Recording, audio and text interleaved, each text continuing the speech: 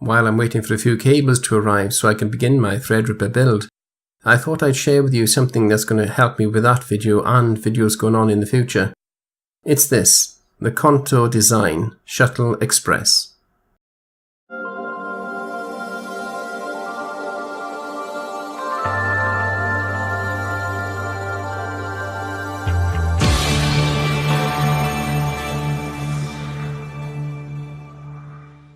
Hi and welcome again to Tech It Out. Well, here it is, the Shuttle Express. I've already unboxed it.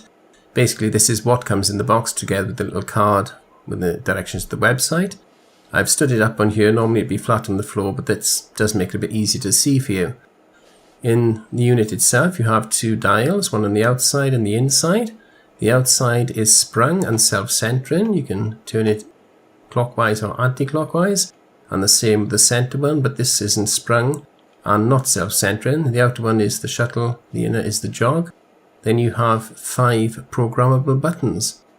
So we're going to have a look at the software that comes with it now and see how we actually program it. When you install the unit itself, the first thing you'll see is this icon in the toolbar. Make sure it is in the toolbar, not the system tray. And when you click on it, you'll see it's on global settings. But when you actually click on the program you're using, the editing program, whichever it may be, you'll see it changes to the name of that program. If we open up the control center itself, you can see there are various options here.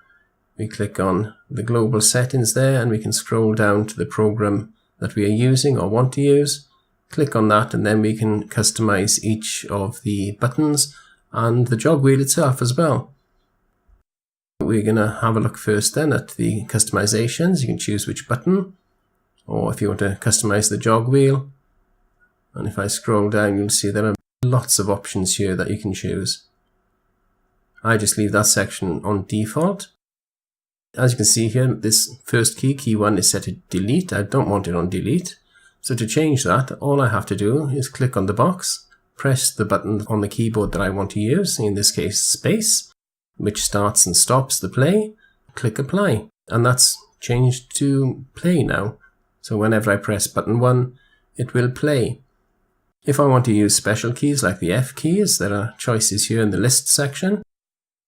You've got other keys, caps lock, then specialist keys. Finally, you got this section where the less used keys are. It covers everything really. You can customize it completely to whatever keys are on your keyboard. And again, there are loads of programs already installed here. But if you have got something that's not installed, don't worry, because you can actually program it to your particular program. Now, if we just click on the options section here, you'll see that you've got various settings. You can create settings. You can create them from the global or the one you're using already. So for instance, if I wanted to create a new set of settings for, say, version 15 of the program I'm using, Vegas, all I'd have to do is click on Create New Settings, the program that I'm using, and it'll copy those settings that are already there. And then I can customize the others as I want to. There are various other choices here. As you can see, you can restore your defaults and you can do all sorts of things. You can have actually more than one of these units plugged in at the same time. That's why you have primary and secondary on the choice here. And you can reset everything to the factory settings. You can also export and import your settings as well. Now, one thing I didn't do when I changed that setting was I didn't label it. So if I label it now, start and stop play or playback. Again, click apply and now it's labeled as well. So I know exactly what it's programmed to do. So that's the control center. Let's see how the unit works itself now then. Let's do a bit of editing with it. Outside is the jog. The further you turn it, the faster it goes. So it goes very slowly to normal speed and then up to 7 times speed, either in the clockwise forward or anti-clockwise backward. And then you've got the shuttle in the middle, which gives you the very fine control. So I'll zoom in a bit. You can actually see just how fine. You can actually go frame by frame with this. And again, you can go forward or backwards. And then when you find the place you want to edit, of course, you can use the editing buttons. I've created 3 buttons here. At the center is cut, and the other two, the left is for cutting and splicing on the left side and cutting and splicing on the right side. So if I move it to the right now after cutting a section there, and then I use cut and splice on the left side, and it cuts it, splices it back into position. And the same if I go in the opposite direction, I'll go anti-clockwise, and then when I reach the position I want, cut and splice to the right, and it's moved it across a bit, but it's actually just cut it and spliced it to the right.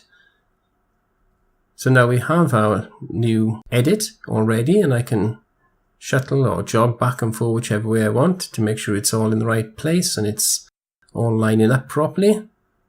And once I'm satisfied with that, I can move on with the editing. Now I can go very slowly, of course, or quickly using the outer wheel, or very, very fine control on the inner wheel.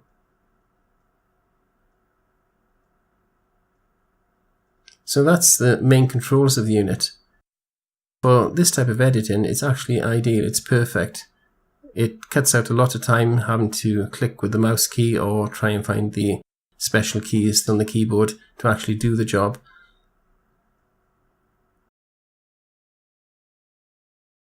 Now the Shuttle Express is not the only version available. This is the Shuttle Pro version 2. It's the big brother of the Shuttle Express, so to speak. It has similar functionality in that it has the shuttle and jog wheel. They do exactly the same job, function in exactly the same way as on the Shuttle Express. But this version, apart from being bigger in size and having a little armrest or wrist rest, now has 6 fixed buttons and then a further 9 macro buttons. But they are all fully programmable through the software, so you can actually set them up to do whatever you want. You don't have to have macros on the macro button. In fact, you could put macros onto the fixed button if you want. If you want to be even more professional, you could add this. Instead of having a mouse on a mouse pad, this just clips onto the bottom of your keyboard, and the mouse functionality is replaced by this slide bar. Sliding to the right or left moves the mouse to the right or left, and scrolling it up and down, of course, moves the mouse up and down. It works just like a mouse, using a laser to track that control rod. Again, it has the extra functionality of programmable keys, so you can actually set the keys up the way you want them. It's a very, very nice looking design. And this is Contour's latest product. This is the Ergo Mouse. I'll leave them tell you about it themselves.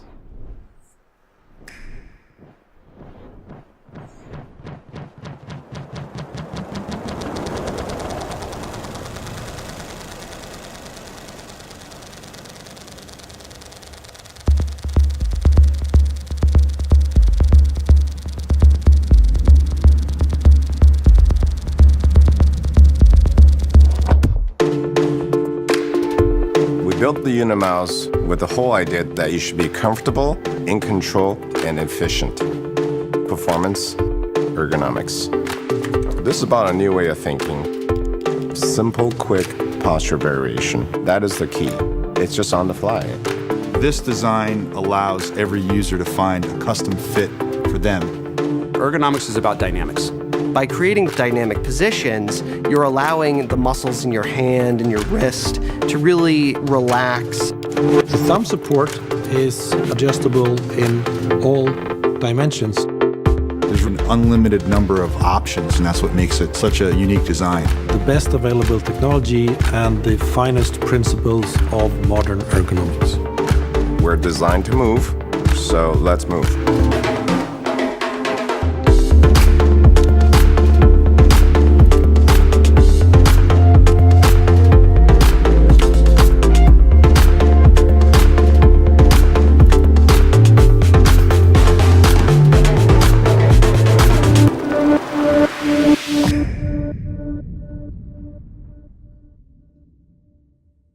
Once again, thank you for watching.